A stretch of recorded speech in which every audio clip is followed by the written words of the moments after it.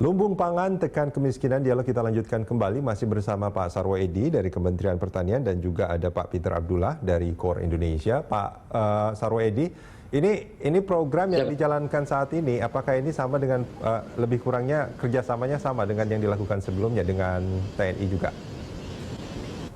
Betul, Pak. Jadi untuk kuota estate ini khususnya di Kalimantan Tengah itu kita bekerja sama dengan TNI untuk pengelolaan lahannya, Pak. Untuk pengelolaan lahannya, sedangkan untuk bantuan-bantuan Saprodi itu kita lakukan namanya melalui Dinas Pertanian provinsi dan kabupaten, sehingga diharapkan bahwa ada sinergi antara TNI dan masyarakat petani, karena dalam pelaksanaannya tetap melibatkan petani gitu.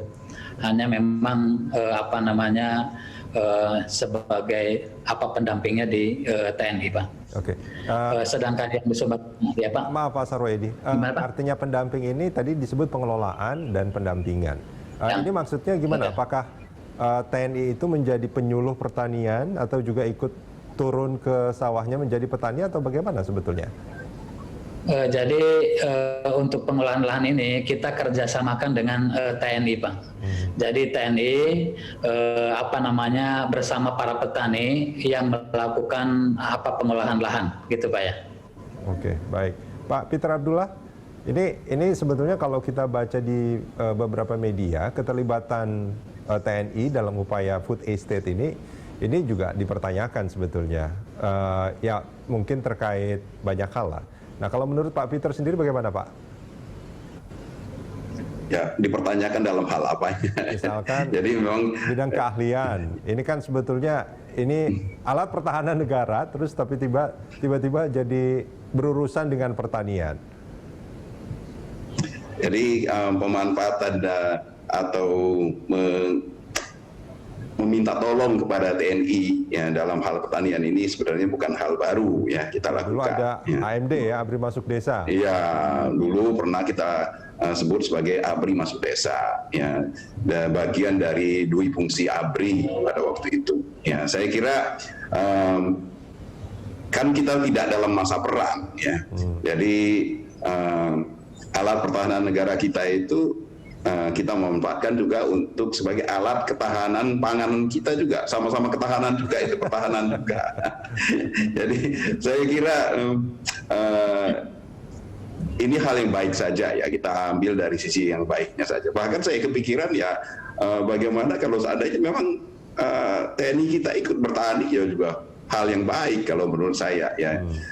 Dengan keberadaan ya, TNI ya dalam hal ini di dalam mencoba untuk mengembangkan pengelolaan pertanian, saya kira mungkin bagus juga untuk memerangi mafia kita yang ada di pertanian. Harus kita akui yang mafia di pertanian itu besar, ya sangat besar. Saya kira Pak Sarwo bisa cerita banyak soal itu, terkait dengan mafia untuk benih, mafia untuk pupuk ya. Nah ini justru kalau ada TNI yang ada di lingkungan petani, ini mungkin bisa kita kurangi. Asal jangan TNI-nya aja ikut jadi mafia juga di sana.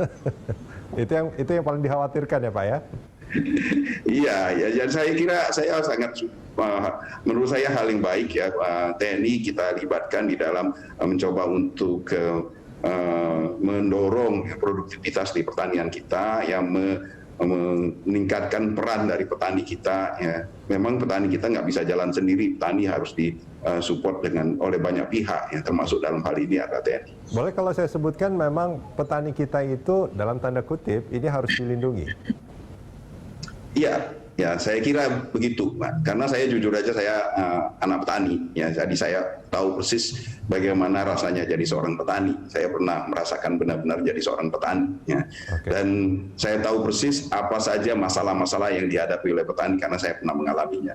Dan petani kalau menurut saya memang sangat perlu dilindungi. Mereka sangat kekurangan akses dalam banyak hal. Pak Peter bilang Pak Peter anak petani, sekarang Pak Peter bukan anak-anak lagi. Artinya permasalahan yang dulu pernah dirasakan sama orang tua, apakah itu juga masih terasa hingga saat ini menurut Pak Peter? Menurut saya iya. Ya, dalam banyak hal masih persoalan-persoalan itu masih eksis, masih ada, dan oleh karena itulah yang saya sebutkan tadi, persoalan pertanian, persoalan petani itu bukan hanya persoalan Kementerian Pertanian, karena persoalan yang dihadapi petani itu dalam banyak hal labelnya memang petani mereka, tetapi persoalan yang dihadapi persoalan permodalan itu kan tidak harus hanya bisa bicara dengan Kementerian Pertanian, ya, persoalan dengan pembiayaan dan sebagainya, persoalan pupuk dan benih tadi yang sangat terkait dengan perdagangannya itu adalah persoalan satu lagi, persoalan bagaimana mereka menjual hasil pertanian mereka itu tidak hanya sekedar menjadi domainnya Kementerian Pertanian. Boleh kalau saya sebutkan ini soal kepastian usaha bagi petani? Salah satunya mungkin bisa dikatakan seperti itu. Baik, Pak Sarwoedi, singkat saja Pak, ini untuk membuat food estate ini betul-betul berhasil sesuai apa yang diharapkan dan direncanakan. Apa yang mungkin harus sangat mungkin kalau boleh saya sebut diperhatikan ya, supaya ini tidak menjadi kendala di depan bahwa ini bikin apa yang sudah direncanakan dengan baik ini justru tidak berhasil sesuai yang direncanakan. Baik, terima kasih. Jadi menurut saya agar food estate ini berjalan ke depannya dengan baik, yang pertama memang kita harus melakukan secara intensif sosialisasi kepada para petani.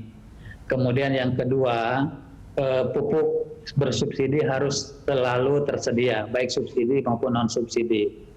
Masalahnya sekarang pupuk subsidi adalah kebutuhan para petani berdasarkan RDKK yang masuk ke Kementerian Pertanian berdasarkan usulan dari para petani, dihimpun oleh kelompok tani, kemudian diverifikasi oleh BPP, oleh Dinas Pertanian Kabupaten Kota, kemudian juga ada verifikasi dari Dinas Pertanian Provinsi, itu jumlahnya adalah 23,2 juta ton.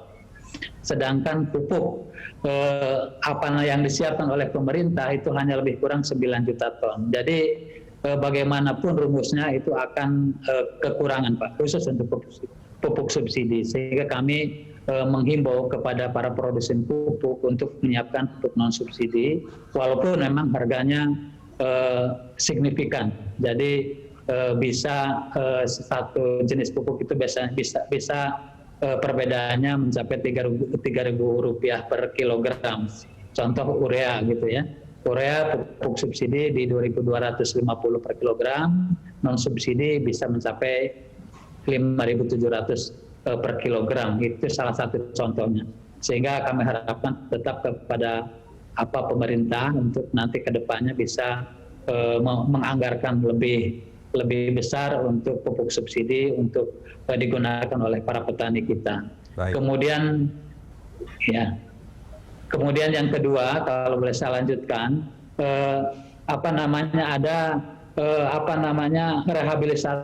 rehabilitasi jaringan irigasi tersier yang memang sekarang di tingkat petani ini sudah banyak yang rusak, juga intervensi kaitan dengan bantuan alat mesin pertanian, sehingga para petani tersebut lebih cepat mengolah, kemudian lebih cepat tanam dan lebih cepat panennya juga dengan combine harvester, alat panen.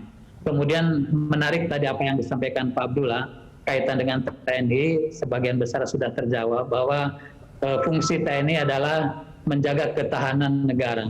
Untuk menjaga ketahanan negara adalah satu-satunya adalah bagaimana kita mempertahankan ketahanan pangan. Sehingga kita mencoba dengan pola kerjasama dengan TNI ini lebih mendekatkan TNI kepada para petani, sehingga para petani bersama TNI bisa membangun ketahanan pangan secara baik. Insya Allah kalau tidak lapar, negara akan aman. Baik Pak Sarwoedi, terima kasih banyak sudah bersama kami di Morning Talks. Pak Peter Abdullah, terima kasih banyak Pak sudah bersama kami di pagi hari ini.